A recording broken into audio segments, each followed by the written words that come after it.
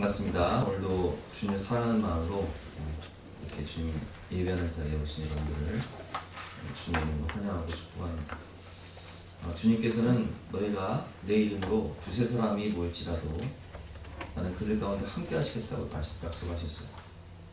우리가 이렇게 모여서 예배드릴 때, 기도드릴 때 하나님 우리 가운데 계셔서 우리의 기도에 응답하시고 또 우리 예배를 받아주시고 오늘 풍성한 사랑과 은혜를 넘치도록 보실 것을 믿습니다. 오늘 주시는 말씀은 로마서 12장 14절부터 21절까지 말씀인데요. 신약성경 257면입니다.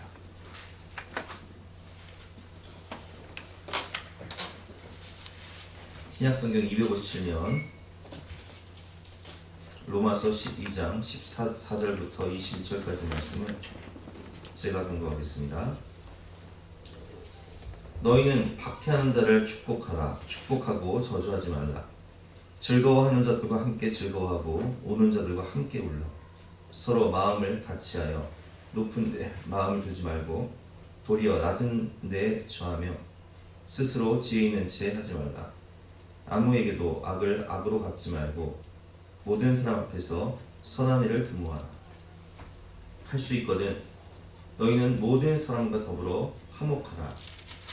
내 사랑하는 자들아, 너희가 친히 원수를 갚지 말고 하나님의 진노하심에 맡기라. 기록되었을 때 원수 갚는 것이 내게 있으니 내가 갚으리라고 주께서 말씀하시느니라. 내 원수가 줄이거든 먹이고 목마르거든 마시게 하라. 그리함으로 내가 숯불을 그 머리에 쌓아 놓으리라. 악에게 지지 말고 선으로 악을 이기라. 아멘. 우리 로마서 말씀을 통해서 하나님께서 우리를 어떻게 구원하셨는지를 배웠어요.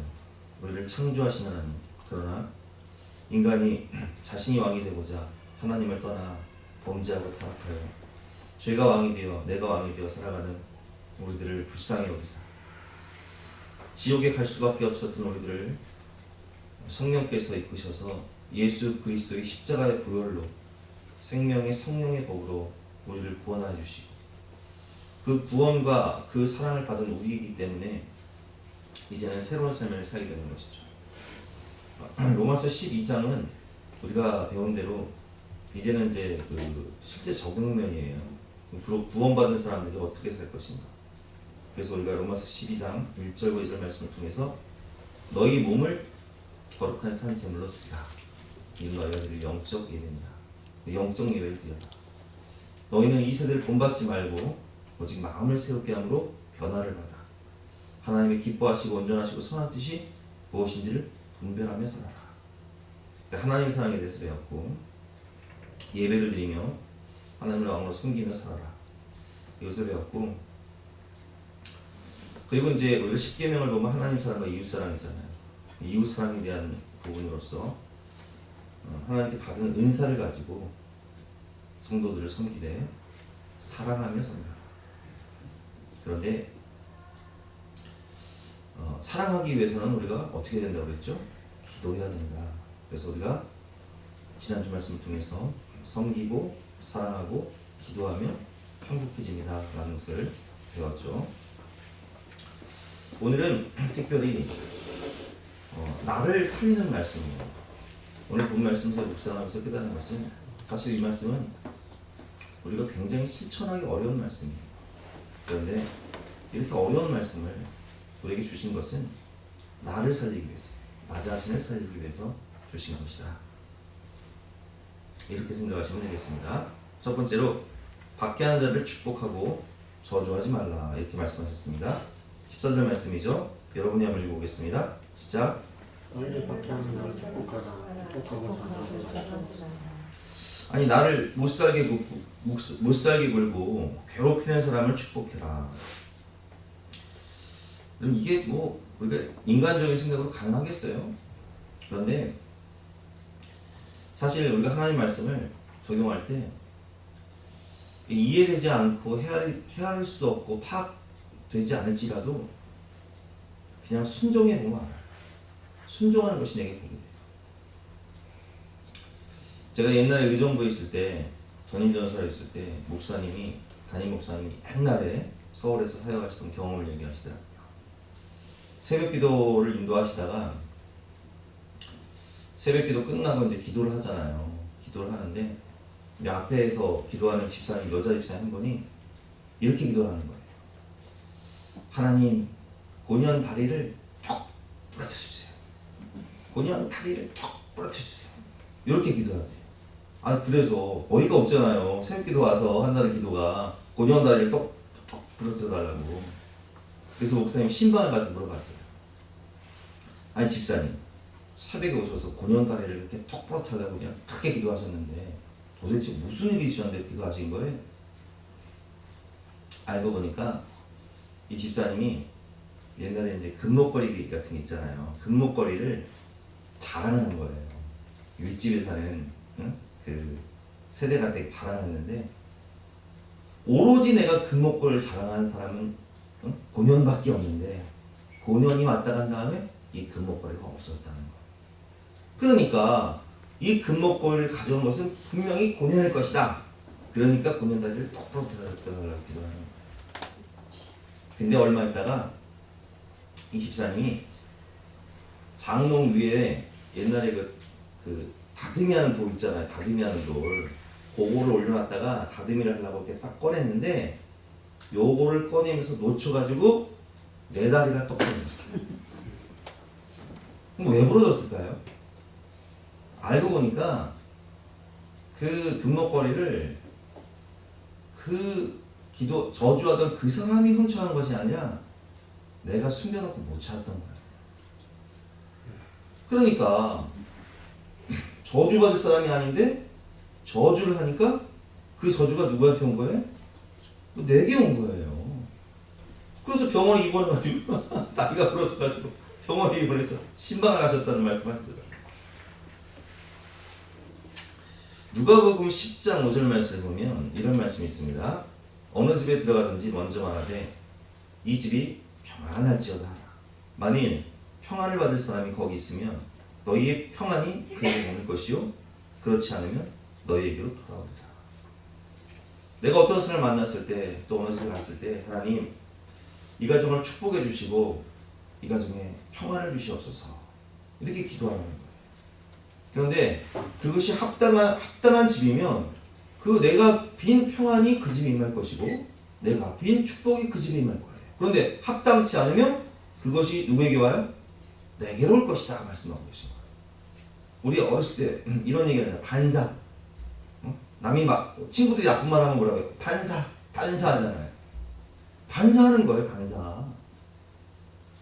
그러니까 여러분 이 말씀을 영적인 원리로 한번 해석해 보세요.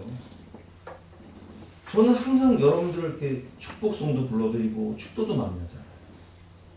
그러니까 제가 축복송을 하고 축도를 할 때 그것을 받기에 합당한 분들이 이 자리에 계시면 제가 빈 그 평안이 그 축복이 이 자리에 계신 분들에게 임할 것이고 혹 합당치 않은 분이 계시면 그 평안과 축복이 누구에게 와요? 내게로 와요. 그게 누가 복 받아요? 내가 복 받는 거예요. 내가 평안한 거예요. 근데 내가 저주를 빌어요. 저 사람이 믿음 생활 잘하는데 내가 저주를 빌어요. 저 사람이 성령 충만한데 내가 저주를 빌어요. 그럼 그 저주가 누구에게 올까요? 내게 온다니까요. 한번 쉽게 생각해 보세요. 우리 사울과 다윗을 한번 비교해 볼게요. 다윗이 성령 충만한 사람입니다. 그는 정말 하나님을 사랑하고 백성을 사랑해서 정말 나라를 구하기 위해서 블레셋과의 전쟁에 나가서 수많은 블레셋 군사들을 쳐서 무찌르고 돌아오니까 사울왕이 볼 때 어때요? 여인들이 노래를 부르는데 사울은 천천히요 다윗은 만만히보다. 하나님을 그렇게 사랑하고 성령 충만하고 믿음 생활 잘하고 나라를 사랑하고 충성하는 그런 다윗을 시기해서 내가 저놈을 죽여버려야겠다. 여러분 다윗은요 사울 왕의 사위예요. 사위. 그런데 그 시기와 분노와 증오를 억제하지 못해서 다윗을 죽이기 위해서 시므온을 쫓아갑니다. 광야에서 시므온을 추격한다. 억울하게 추격당하고 있는 다윗의 입장에서는 여러분 다윗이 사울을 볼 때 축복을 빌어야 될까요? 저주를 빌어야 될까요? 당연히 저주를 빌어야 되는데 다윗은 사울을 2번 죽일 수 있는 기회가 있었음에도 불구하고 죽이지 않아요. 그리고 하나님께 맡기는 거예요. 근데 여러분, 사울이 다윗을 저주하면서 추격하는데 그 저주가 누구에게 임해? 사울과 그 집안이에요. 그래서 여러분, 우리가 오늘 말씀을 통해서 깨달을 수 있는 것은 그리스도인들에게는 말의 관세가 있다는 거예요. 자, 우리 가슴에 손을 얹고 한번 이렇게 봅시다. 가슴에 손을 얹고 내 말대로 됩니다. 내 말대로 됩니다. 여러분, 우리가 구원 어떻게 받아요? 마음으로 믿어 의에 이르고 입술로 신하여 구원을 받는 거예요. 하나님께서 뭐라고 말씀하셨어요? 내가 내 삶을 두고 맹세하노니 너희 말이 내 귀에 들림 그대로 해줄게. 스스로 속이지 말라. 하나님은 업신여김을 받지 아니하나니 사람이 무엇으로 심든지 그대로 되리라. 그러니까 우리가 말을 잘해야 되는 거예요. 자, 우리 따라해 보실까요? 감사를 많이 하면 감사할 일이 많이 생기고, 축복을 많이 하면 축복을 받습니다. 할렐루야. 여러분, 감사를 많이 하면요, 감사할 일이 생기는 거예요. 내가 축복을 많이 하고 다니면 내가 빈 축복으로 많은 사람 축복을 받겠지만 합당치 않은 사람에게 축복을 하면요, 그 축복이 나에게 온다니까요. 그래서 우리가 무엇을 심든지 그대로 되는데, 그러면 저주를 심어야겠어요? 축복을 심어야겠어요? 축복을 심어야겠죠. 원망 불평을 심어야겠어요? 감사를 심어야 돼요? 감사를 심어야 되는 거예요. 농사를 적은 분들 아실 거예요. 이게 속일 수가 없어요. 콩 심은 데 콩 나고 팥 심은 데 팥 나는 거예요. 사람이 말로 무엇을 심든지 그대로 되리라. 오늘 하나님께서는 우리를 사랑하셔서 우리에게 말씀하십니다. 너희를 박해하는 자를 너희 생각으로는 이게 헤아릴 수도 없고 파악할 수도 없고 할 수도 없지만 축복해라. 축복하고 저주하지 말아라. 그러면 누가 축복을 받는다? 내가 축복을 받는다. 내가 은혜를 받는다. 내 삶이 평안하다. 두 번째로, 악에게 지지 말고 선으로 악을 이기라 말씀하고 계십니다. 17절 18절 말씀이죠. 아무에게도 악을 악으로 갚지 말고 모든 사람 앞에서 선한 일을 도모하라. 할 수 있거든 너희로서는 모든 사람과 더불어 화목하라. 아멘. 아니, 우리가 왜 모든 사람과 더불어 화목해야 되나요? 우리가 왜 선한 일을 도모해야 되나요? 그것 또한 오늘 본 말씀처럼 나를 살리기 위해서입니다. 여러분, 사탄 마귀는 우리 마음 가운데 막 우리 마음이 분노하게 만들어요. 막 화가 나게 만들어요.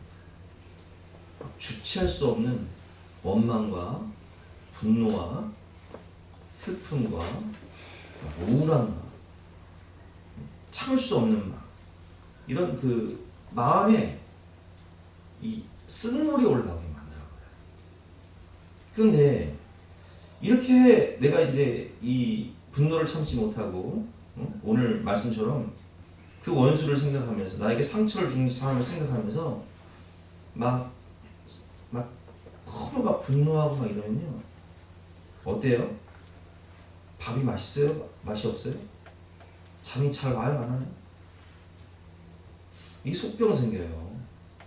속병 생기고요, 잠도 못 자겠고, 이게 사람의 분노는요 뼛속으로 들어가요. 그래서 성경에도 노를 바라는 사람은 신령이 상해서 노를 바라면 뼈가 상한다. 막 류마티스 관절염, 왜냐면 독극물이 내 안에서 막 타고 이게 오사카 대학에서 실험을 해봤어요.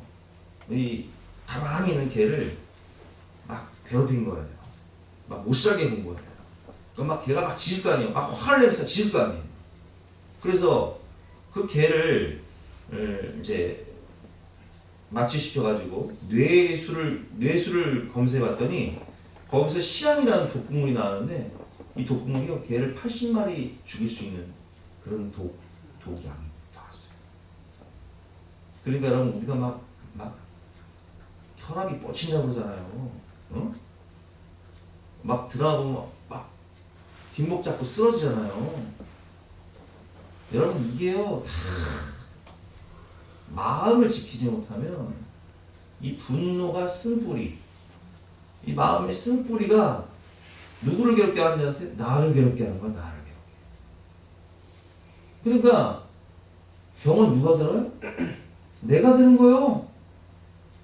그 원수를 생각하면서 내가 늘 스트레스 받고 분노하고 참지 못하고 용서하지 못하고 막 잠 못 자고 밥 못 먹고 그러니까 이 독극물이 내 안에서 나를 죽이네. 내 영을 죽이고 내 몸을 죽이고 내 삶을 파괴해버리네요. 근데 이게 누가 하는 짓인지 아세요? 사단마귀가 하는 짓이에요. 요한복음 10장 10절 말씀을 보면 도둑이 오는 것은 도둑질하고 죽이고 멸망시키려는 것뿐이요 내가 온 것은 양으로 생명을 얻게 하고 더 풍성히 얻게 하려는 것이다. 사탄은요 우리 마음을 지옥으로 만들어요. 그러니까 이게 막 진노를 참지 못하니까 분노를 참지 못하니까 어떻게 술로 달래는 거야. 술 취하고 이제 막 주정하고 때려 부수고 막 가정이 막 지옥이 돼. 자녀들이 막 쓴뿌리가 생기는 거야. 가정을 지옥으로 만들고 마음을 지옥으로 만들고 교회를 지옥으로 만들고 사는 것 자체를 지옥으로 만들고 또 죽어서 지옥 가게 만들고 이게 마귀의 전략이에요. 2014년 8월에 충남 홍성에서 있었던 일이에요. 아버지가 술을 먹고 또 그날도 어머니를 개패드 패는 거예요. 근데 17살 된 정모군이 참다 내가 이렇게 사느니 저 인간 죽이고 나도 죽이겠다 해서 분기를 가지고 아버지를 쳐 죽였어요. 실제 있었던 일이에요. 근데 엄마를 지키겠다고 아들이 살인자가 됐잖아요. 그래서 이 엄마가 그 살인죄를 자기가 뒤집어 썼어요. 뒤집어 썼는데 경찰이 조사해보니까 이게 여자의 임무를 할 수 없는 거예요. 그러니까 알고 보니까 이 아들이 죽인 거예요. 그래서 이 분노를 참지 못한 아들이 아버지를 죽이고 그 가정은 완전히 지옥이 되어버리고 아들은 살인자가 되고 엄마의 삶도 깨지고 아버지는 돌아가시고. 여러분 주일날 제가 그런 말씀 드렸잖아요. 이승재 목사님 간증. 그분도 어렸을 때 아버지가 5종 세트를 가지고 싶다고 그랬죠. 알코올 중독, 도박 중독, 가정폭력, 무직, 외도. 술만 먹으면 어머니를 그냥. 그래서 그분도 고등학교 때 어떻게 했어요? 내가 이렇게 사느니 내가 저 인간 죽이고 나도 죽는다. 죽이려고 했는데 엄마가 손을 딱 붙잡으면서 참았다고 그랬죠. 그래서 그분이 예수님 믿고 성령 받아 변화된 게 뭐예요? 마음이 달랐어. 마음. 세상이 달라 보이고 마음이 달랐는데 그 아버지가 불쌍해 보여. 그 아버지가 생각이 나는데 아버지가 고아로 자라면서 일본 가서 고생한 거, 또 베트남 참전에서 죽을 뻔한 일, 온갖 마음의 쓴뿌리와 고통으로 가득한 이 아버지의 내면 세계가 보이면서 아버지를 위해서 기도하게 되는 거예요. 아버지의 영혼을 위해서 기도하게 되는 거예요. 사랑하고 용서하게 되는 거예요. 이거 누가 준 마음이에요? 예수님이 준 마음이에요. 사단은 우리 마음 가운데 와서 도둑이 온 것은 도둑질하고 죽이고 멸망시키려는 것뿐이요. 예수님이 온 것은 양으로 생명을 얻게 하고 더 풍성한 삶을 주시기 위해서 이게 오신 거예요. 그래서 오늘 주님께서는 19절 말씀을 통해서 이렇게 말씀하세요. 내 사랑하는 자들아 너희가 친히 원수를 갚지 말고 하나님의 진노하심을 받들라. 기록되었을 때 원수가 없는 것이 내게 있으니 내가 갚으리라 주께서 말씀하십니다. 여러분 원수를 내가 갚으려고 하면 안 돼요. 그럼 어떻게 해야 돼요? 하나님께 맡겨야 돼요. 근데 하나님께 맡기고 나는 뭘 해야 돼요? 그 사람을 축복하라. 그 사람에게 먹여주고 입혀주고 도와주라. 요셉이가 17살에 형들에 의해서 노예로 팔려가요. 죽일 놈들이 날 팔았어. 내가 그렇게 구덩이에 빠져서 살려달라고 애원을 하는데 나의 피눈물을 보면서도 형제라는 사람들이 은을 받고 나를 애굽에 팔았어요. 그리고 세월이 지나 요셉은 애굽의 총리가 되어서 이제 그 형제들을 죽일 수 있는 막강한 권력을 가지고 있어요. 요셉의 말 한마디면 그 형제들은 다 죽일 수 있어요. 그러나 요셉은 어떻게 해? 그 형들과 형의 가족들을 다 애굽으로 데리고 와서 먹여주고 입혀주고 7년 6년 동안 다 보살펴주고. 근데 아버지 야곱이 죽으니까 형들이 요셉을 두려워해요. 벌벌벌 떨면서. 이제 요셉이 아버지가 돌아가셨으니까 우리에게 원수를 갚지는 않을까. 그동안 아버지 때문에 참았던 그 분노를 우리에게 쏟아내지는 않을까 두려운 거예요.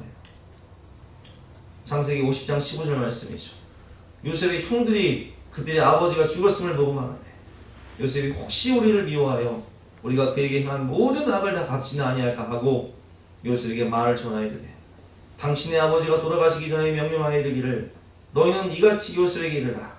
내 형들이 내게 악을 행하였을지라도 이제 바라건대 그들의 허물과 죄를 용서하셨나니 당신 아버지의 하나님의 종들인 우리 죄를 이제 용서하소서 하며 요셉이 그들이 그에게 한 말을 들을 때 울었더라. 그의 형들이 또 친히 와서 요셉의 앞에 엎드려 이르되 우리는 당신의 종들이니이다. 요셉이 그들에게 이르되 두려워하지 마소서 내가 하나님을 대신하리이까. 여러분 이게 무슨 얘기예요? 형님들 이거 하나님이 하시는 거예요. 형들이 하는 게 아닙니다. 20절 말씀으로 나와있죠. 당신들은 나를 해야 했으나 하나님은 그것을 선으로 바꾸사 오늘과 같이 많은 백성의 생명을 구원하게 하시려 하셨나니 당신들은 두려워하지 마소서 내가 당신들과 당신들의 자녀를 기르리다 하고 그들을 강복한 말로 이루었다. 하나님이 나를 애굽의 총리가 되게 하셨어. 세상을 구원하시기 위한 지혜로운 총리, 믿음의 사람, 하나님의 사람으로 나를 들어쓰시기 위해서 형들을 하나님이 사용하신 거예요. 하나님이 하신 거예요. 원수 내가 갚지 않아요. 그리고 그냥 형들을 축복하고 그 자손들까지 길러주는 거예요. 여기에 믿음의 사람이 위대한 거예요. 여러분 심판은요 하나님이 하시는 거예요. 요즘 세상이 왜 혼란한 줄 아세요? 인간이 인간을 심판하려고 하니까 서로 지적지장을 하고 가정마다 싸우고 정치판이 싸우고 아주 그냥 집안끼리 싸우고. 여러분 인간이 인간을 심판하니 죄인들이 죄인을 심판하고 있으니 답이 안 나오는 거예요. 심판은 하나님께 맡기고 나는 하나님 말씀에 순종해서 그저 박해하는 자를 저주하지 말고 축복하고 악을 악으로 갚지 말고 할 수 있으면 모든 사람과 더불어 화목하고 하나님의 진노하심에 맡기며 하나님을 사랑하는 자 곧 그 뜻대로 부르심을 이룬 자들은 모든 것이 합력하여 선을 이루니 하나님이 갚아주시고 하나님이 내 인생을 작품으로 만들어주시고 하나님 악을 선으로 바꿔주세요. 기도하면 하나님의 역사는 로마서 8장 28절 말씀이죠. 우리가 알거니와 하나님을 사랑하는 자 곧 그의 뜻대로 부르심을 입은 자들에게는 모든 것이 합력하여 선을 이루느니라. 그래서 우리가 아는 대로 소영환 목사님이 여순 반란 사건 때 두 아들 동인이 동신이가 그 폭동을 일으킨 공산주의자 청년에 의해서 살해를 당하잖아요. 이마에 총을 쏴서 머리가 관통을 당해요. 아들의 시신들 보니까 죽창으로 찔려 죽었어요.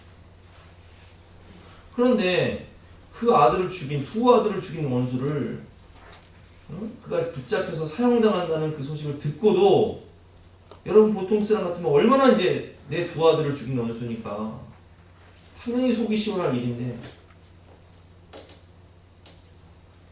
그 원수를 용서할 뿐만 아니라 양자를 잡네. 양자를. 여러분 이게 상식적으로 가능해요? 그러니까 그 손영 목사님 따님이 간증하실 때 보면 이게 기가 막힌 일이죠. 두 오빠를 죽인 원수를 나의 친오빠로 입양을 하니 어떻게 살라는 얘기예요. 그게 인간적으로 보면 말이 안 되는 얘기인데 그런데 놀라운 사실은요.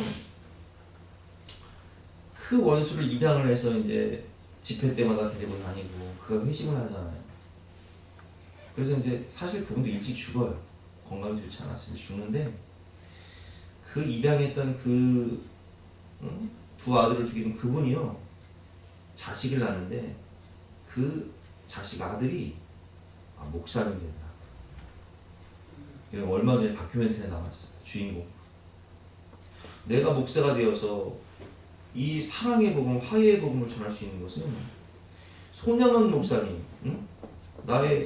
우리 아버지를 입양한 할아버지의 그 사랑, 예수님의 사랑이 없었으면 나는 이 세상에 존재 자체도 없었을 것이다. 왜냐하면 우리 아버지는 사형당했을 거니까. 그런데 그 아버지에 의해서 죽임을 당한 동인이, 동신이, 큰아버지, 작은아버지 두 분이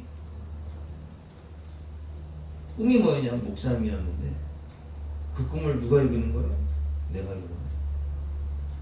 화해의 사람, 용서의 사람, 손양원 목사님을 통해서 산 증인, 그분의 용서가 없었다면 존재 자체도 있을 수 없는 이 나라는 존재가 이제는 예수 그리스도의 십자가의 사랑 복음, 피 묻은 십자가의 복음, 그 용서의 복음, 화해의 복음을 전하는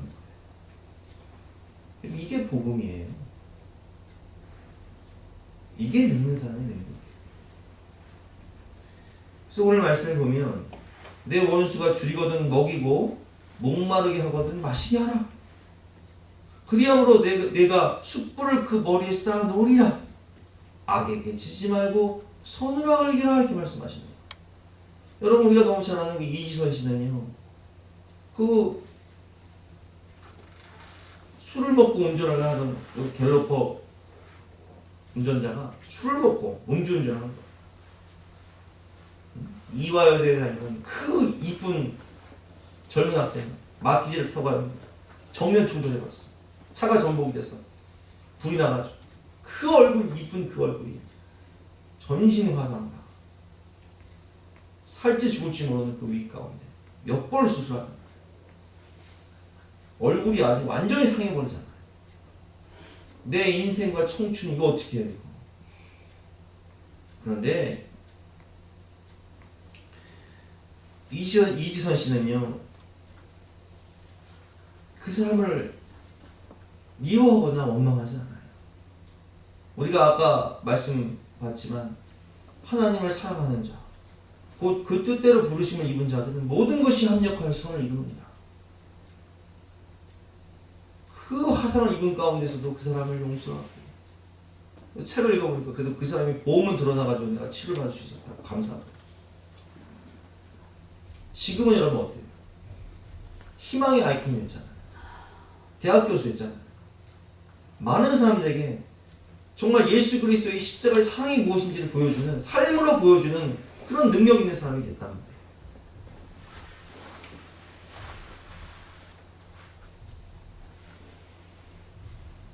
예수님도 십자가에서 죽으시면서 그렇게 기도했고, 스데반 집사님도 자신을 돌로 치는 사람들을 향해서 뭐라고 기도했어요?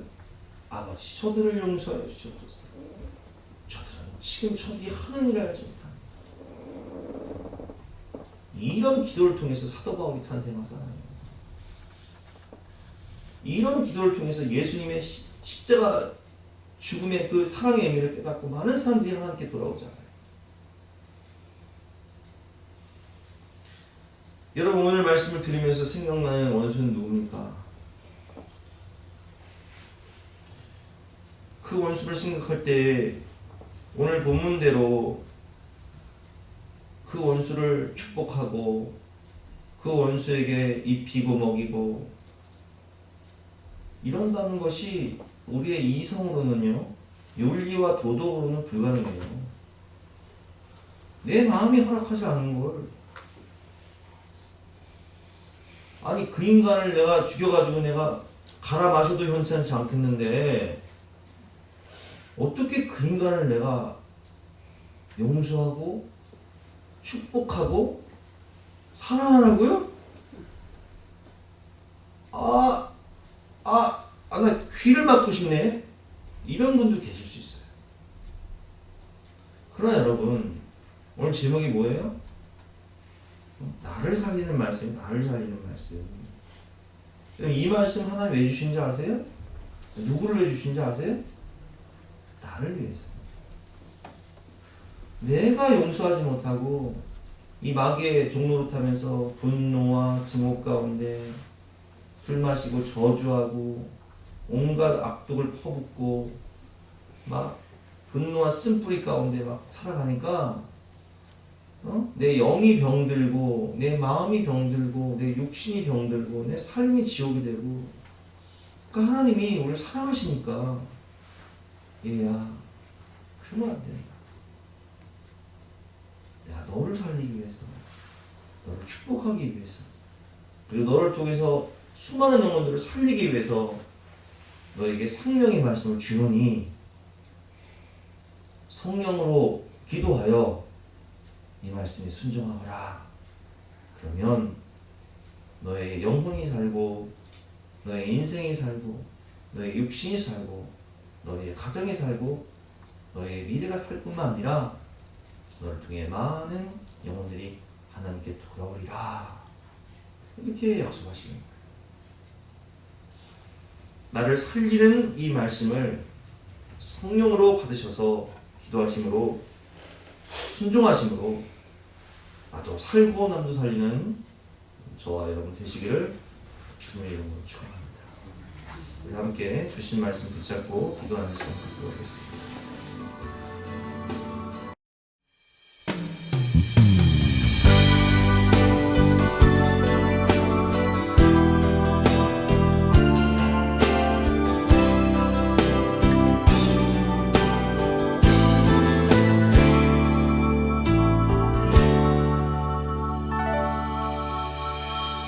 내가 먼저 손 내밀지 못하고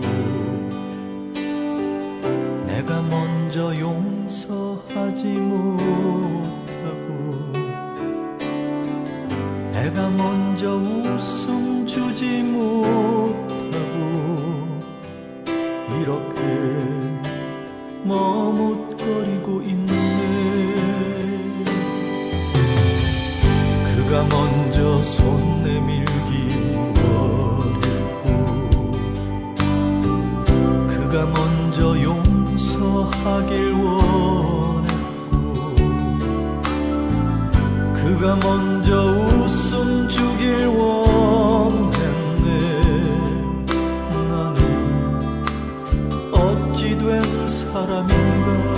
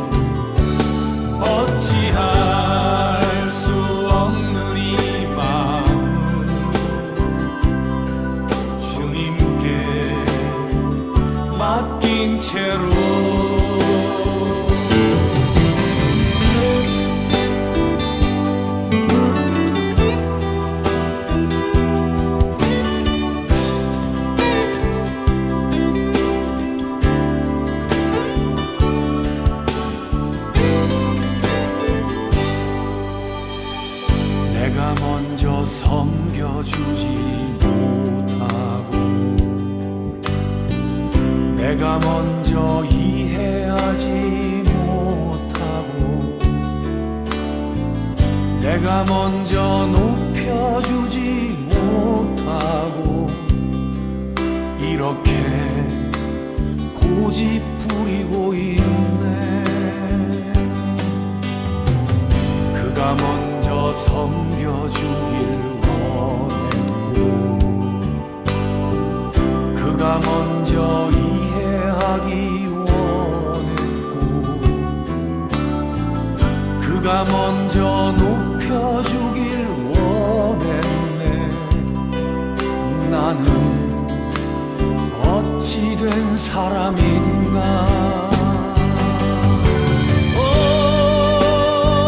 추악한 나의 욕심이여, 서글픈 나의 자존심이여, 왜 나의 입은 사랑을 말하면서 왜 나의 맘은 화해를 말하면서 왜 내가 먼저 져줄 순 없는가. 왜 내가 먼저 손해볼 순 없는가. 오늘 나는